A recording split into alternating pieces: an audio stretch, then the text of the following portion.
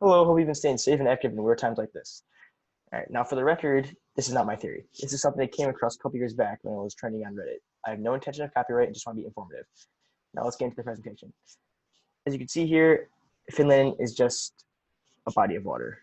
All GPS satellite images are forged. So during the Cold War, Japan and the Soviet Union had secret deals consistently, which gave Japan fishing routes in northern Europe. So why did Japan and Russia become allied in 1941 and before Germany and Russia went to war? Why were relations between Japan and Russia always good throughout the Cold War, despite the major geopolitical differences between the countries and close geographical positions that you think would cause tensions? Simple. They shared a common asset.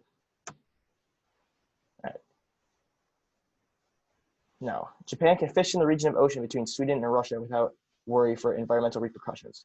After all, nobody's going to expect fishing regulations to be broken in a place where everyone thinks there's a landmass, will they? And in return, Russia gets a percentage of the fish to distribute amongst their populace.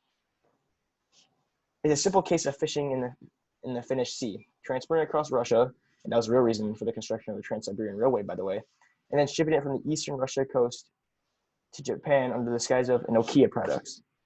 This is why Nokia is the largest Finnish company.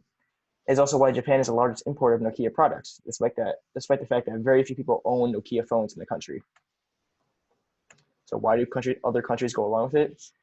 At first, it was a sign of goodwill between Western countries and the Soviet Union, a bargaining chip that will be played. But Finland has since evolved to something much more, and that idealistic placeholder for what countries should aspire to.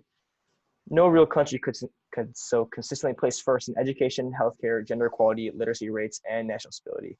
The least corrupt government in the world, freedom of the press, it's a concept for countries to people to aspire to.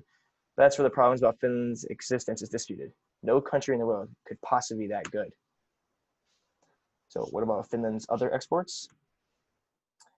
Well, Finland's three biggest and three most well-known areas of industry are oil, tech, and software.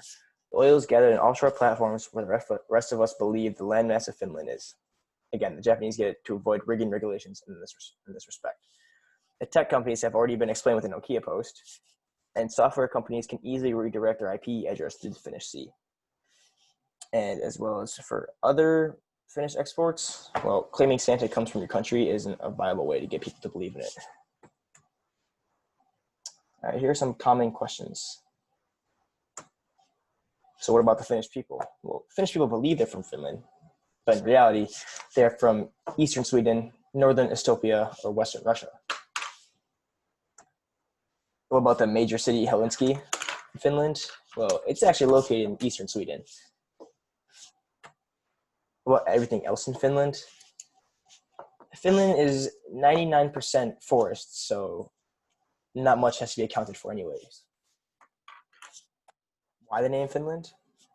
Well, if the country was originally made for fishing, what do fish have? Fins, right? You see the correlation? Thus, Finland. So what about the Finnish language? Well, there was this one website that shows the similarities between the Finnish language and the Japanese language, and it shows how weirdly similar they are despite how far away they are from each other.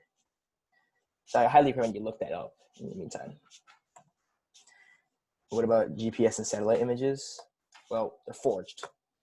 In the parts of Russia, Sweden, and Estonia that are allocated as quote-unquote Finnish zones, GPS locations are changed to match that of Finland. All right, thank you so much for listening on this crazy theory. And maybe you can inform some of your friends about this. Thank you for your time. Have a good rest of your day.